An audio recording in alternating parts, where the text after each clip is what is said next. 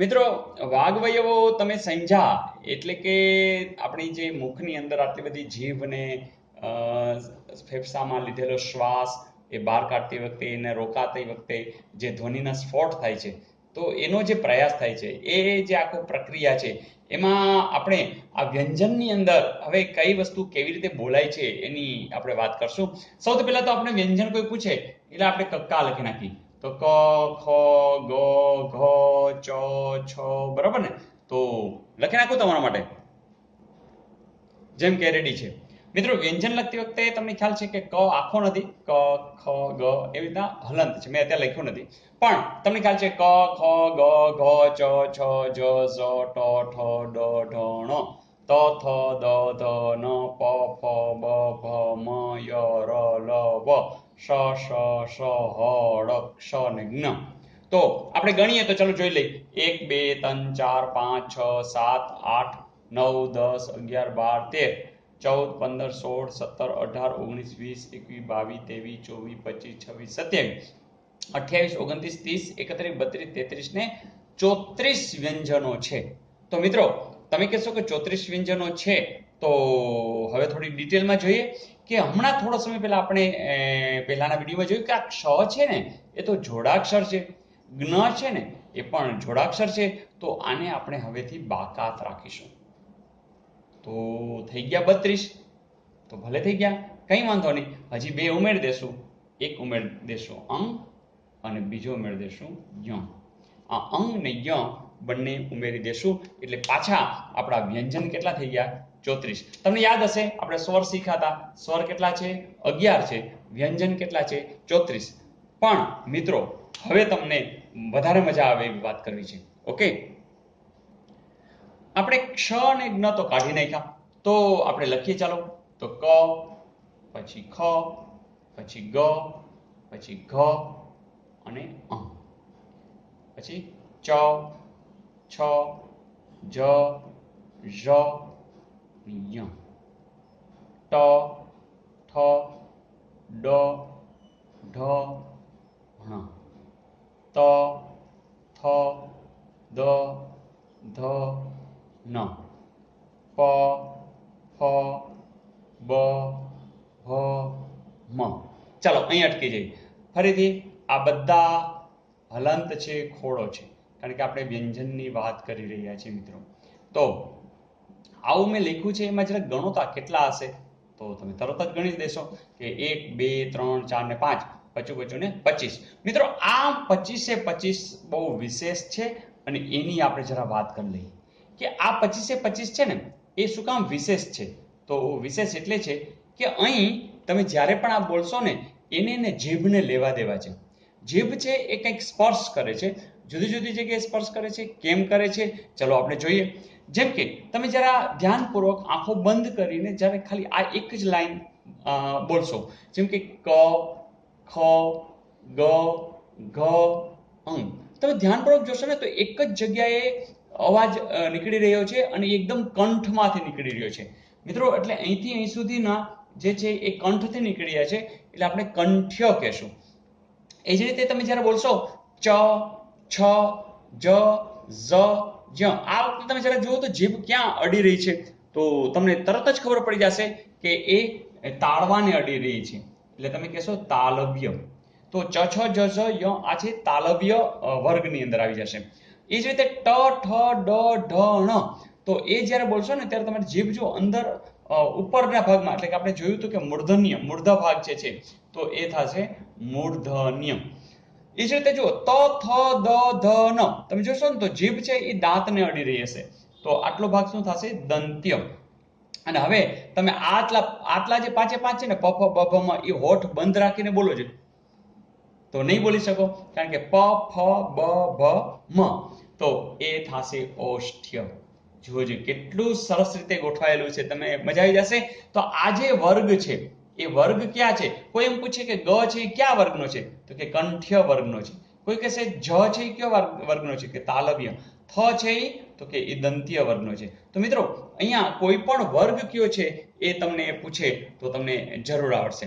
બીજી એક બહુ મહત્વની વાત કે આ તમે ટોટલ જે ગણ્યા ને એ ટોટલ થતા હશે 25, અને એ જે 25 છે એ તમારા એ સ્પર્શીય વ્યંજનના રૂપે આપણે સમજશું કે આ બધા કેવા છે?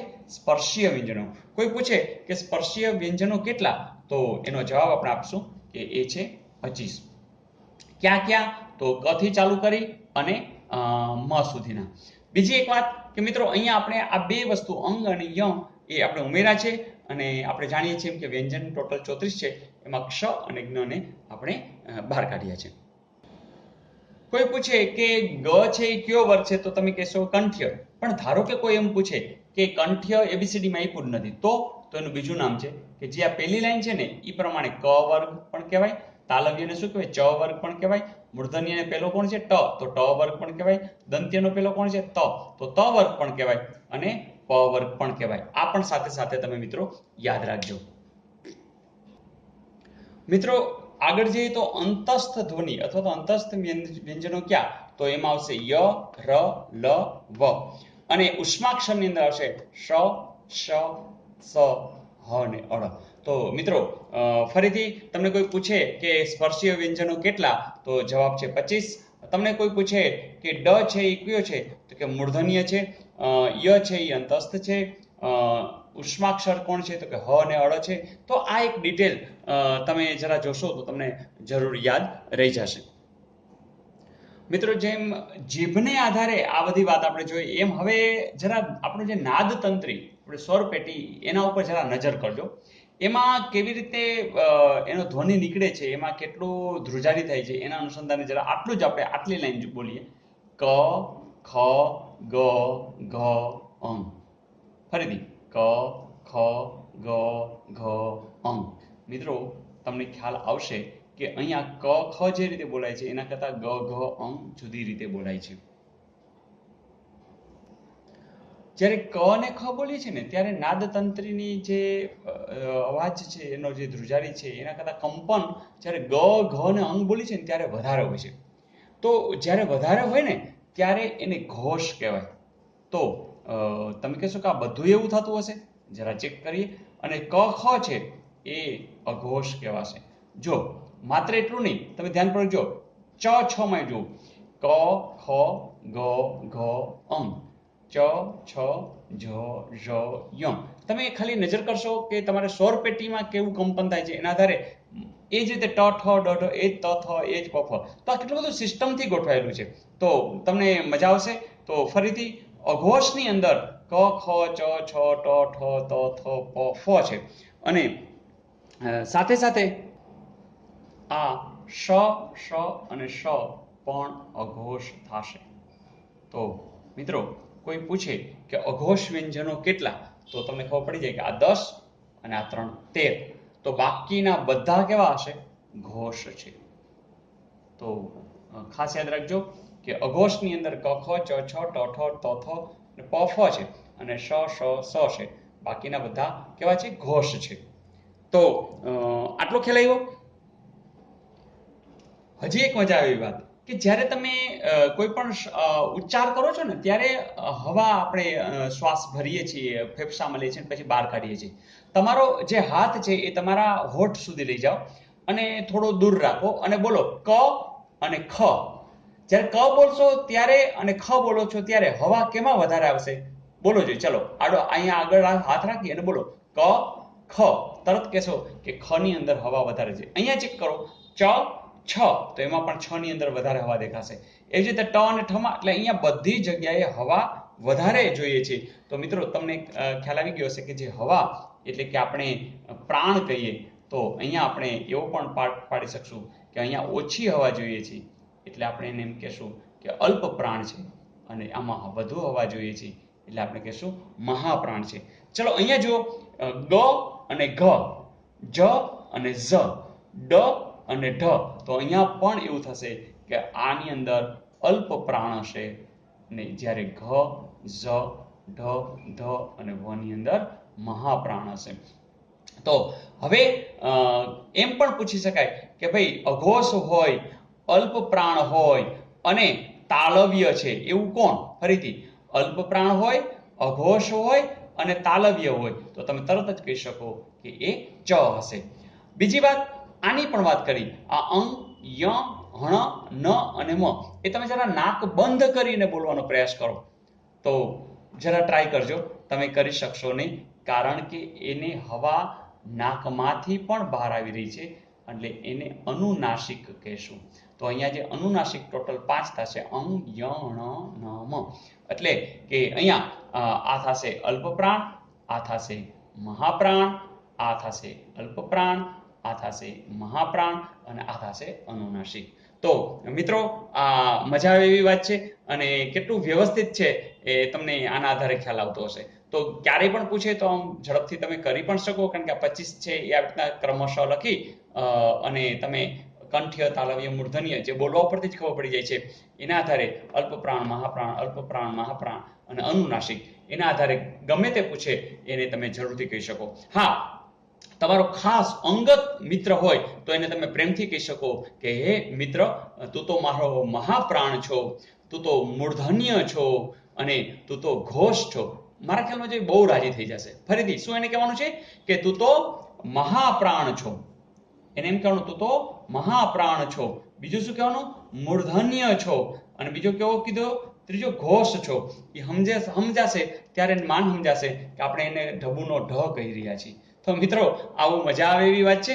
માત્ર તમે જરા ધ્યાનપૂર્વક જોશો તો વધારે આપણે સ્પષ્ટ વ્યંજન વિશે ક્લિયર થતા જશું. હજુ મિત્રો એક જરા જોઈ લે કે જ્યારે તમે ર બોલો છો ને, ર, ત્યારે જે ધ્રુજારી થાય છે તો આને પ્રકંપી ધ્વનિ કહેશું. ર ને કેવો કહેશું? પ્રકંપી ધ્વનિ. પ્રકંપ થતું હોય એવું લાગે તો ર એ છે. જે ય છે, ય અને આ વ છે એને અર્ધ સ્વરો કહેશું. ય અને વ એ અર્ધ સ્વર અથવા તો અર્ધ વ્યંજન બંને બોલી શકાશે. તો એ અર્ધા સ્વર ને અર્ધા વ્યંજન એવી એક વાત છે. અને ત્રીજું છે અળ. તો અળ જે છે એ છે એમાં થડકાર આવેલ છે, એટલે અળને આપણે થડકાર વાળો ધ્વનિ કહેશું. થડકાર વાળો ધ્વનિ. ફરીથી 3 વસ્તુ યાદ રાખશું કે ર છે તો એ પ્રકંપી ધ્વનિ છે, ય અને વ છે એ અર્ધસ્વરો છે અને અળ છે એ થડકાર વાળો ધ્વનિ છે. તો આટલી વસ્તુ ખાસ યાદ રાખશો. ઉષ્માક્ષરની અંદર પણ તમને ખબર છે અંતસ્થ આ બધા છે અને આ કંઠ્ય, તાલવ્ય, મૂર્ધન્ય, દંત્ય અને ઓષ્ઠ્યના પ્રમાણે આ 25 જે સ્પર્શીય વ્યંજનો છે એ છે જ. અચ્છા મિત્રો, આની મજા એ છે કે તમે ક, ખ, ગ, ઘ તો કાયમ બોલતા હોય, પણ ક્યારેક આ રીતે બોલશો તો ખાસ કરીને જો તમે ટીચર બનવાના હો તો વિદ્યાર્થીને હવે આ રીતે બોલાવજો કે જેમ કે કચડત ફ, ખચડત ફ, ગજડત ફ, ગજડત ફ, યંગણે નમ.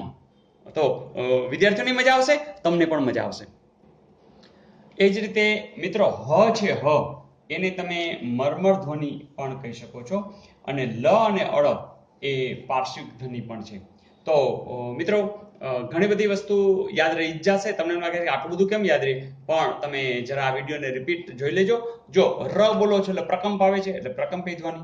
ય અને વ અર્ધ સ્વર છે, અર્ધ વ્યંજન છે. અળ બોલો છો થડકાર આવે છે, તો થડકાર વાળો. હ છે એ હવાનો, જાણે મરમર હવા આવી રહી છે, મરમર ધ્વનિ છે. અને લ અને અળ, આ જે છે લ અને અળ આ બને છે એ પાર્શ્વિક ધ્વનિ છે.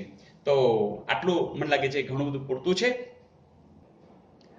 મિત્રો આ વિડીયો થોડો લાંબો થાય છે, પણ આ સમજવા માટે બહુ જરૂરી છે કે આ જે કંઠ્ય, તાલવ્ય, મૂર્ધન્ય, દંત્ય અને ઓષ્ઠ્યને જ તમે જ્યારે સ્વરની બાબતે લઈ જશો તો તમે જોઈ રહ્યા છો કે 1, 2, 3, 4, 5, 6, 7, 8, 9, 10 ને 11 જે ટોટલ સ્વર છે એ આપણને ખ્યાલ છે કે સ્વર હવે ટોટલ 11 છે. એમાં રસ્વ છે અ, ઈ, રૂ ને ઉ એવા 4 જ રસ્વ છે અને બાકીના આ જે 3 છે એ દીર્ઘ, અને આને આપણે સંધિ દીર્ઘ કહેશું. એટલે કે આ બીજા 4. એટલે આમ જો એક દીર્ઘ ખાલી પૂછે તો 7 છે, રસ્વ છે એ 4 છે. એને એમ પૂછે કે સંધિ દીર્ઘ કેટલા, તો એ, ઐ, ઓ, ઔ એ થશે. બીજી વાત કે આ એ અને ઐ છે એ કંઠ્ય તાલવ્ય છે અને ઓ અને ઔ છે ને કંઠ્ય ઓષ્ઠ્ય છે. આ પણ એક બીજી વાત. એક અગત્યની આ વાત પણ કહી દઉં કે અ ને આ છે ને એ સજાતીય સ્વર કહેવાય. ઈ એક જ સ્થાનેથી બોલાઈ રહ્યું છે એ પણ સજાતીય કહેવાય. ઉ એ પણ સજાતીય સ્વર છે. પણ એની સાથે હું સંદર્ભ લઉં કે અ સાથે ઈ લઉં તો એ વિજાતીય થઈ જશે, બરાબર. અ સાથે ઉ લઉં તો આ બધા વિજાતીય થઈ જશે. આ સાથે ઉ લઉં કે આ સાથે ઈ લઉં તો એ બધા વિજાતીય સ્વર થશે. તો આ બંને સજાતીય સ્વર છે. તો એક પ્રશ્ન પૂછી લો કે આ છે એના વિજાતીય સ્વર કોણ? તો એ આવશે ઈ અથવા તો ઉ. તો આ રીતે તમને પ્રશ્ન પૂછાય તો તમે જરૂર એનો જવાબ આપી શકો. ફરીથી રિવિઝન. સ્વર કેટલા? 11. રસ્વ કેટલા? 4. દીર્ઘ કેટલા? 7. ખાલી દીર્ઘ કેટલા? સંધિ દીર્ઘ કેટલા? તો 3 ને 4. સ્પર્શીય વ્યંજનો કેટલા? તો કે 25. કુલ વ્યંજનો કેટલા? કે 34. એમાંથી 25 છે સ્પર્શીય છે. કોઈ પૂછે કે અઘોષ કેટલા છે? તો અઘોષ તમને ખબર છે કે આ 5 ને 5 10 છે અને આ છે એ 3 છે, એટલે કે અઘોષ છે એ ટોટલ થશે 13. તો જો અઘોષ 13 હોય તો બાકીના જે 34 છે એમાંથી બાદ કરી નાખો તો 21 છે એ કેવા થશે? ઘોષ. મિત્રો યાદ રાખશો કે 21 છે એ ઘોષ વ્યંજનો છે.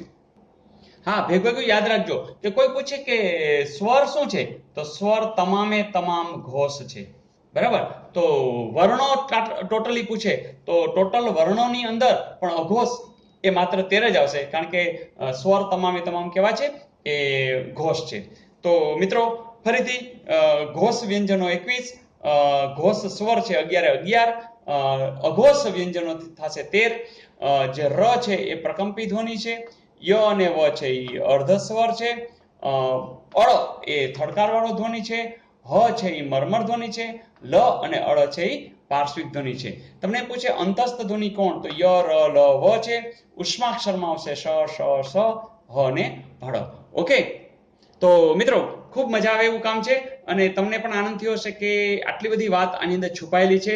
જે ઉચ્ચારણની દ્રષ્ટિએ છે એ પણ ઘણો બધો ભાગ લે છે. જીભનું ક્યાં જવું, સ્વરને ક્યાં અટકવું, શ્વાસને ક્યાં અટકવું, કેટલા સ્ફોટક રૂપે તે બહાર આવે છે. તો એ જે ધ્વનિ છે એ ધ્વનિનો અત્યારે તમને ઊંડાણમાં જવાનો આનંદ જરૂર થયો હશે. પણ હવે પછીથી આપણે આમ જ બોલશું કચડત પ, ખચડત ફ, ગજડત ભ, ગજડત ભ, યંગણાય નમઃ. Okay, all the best.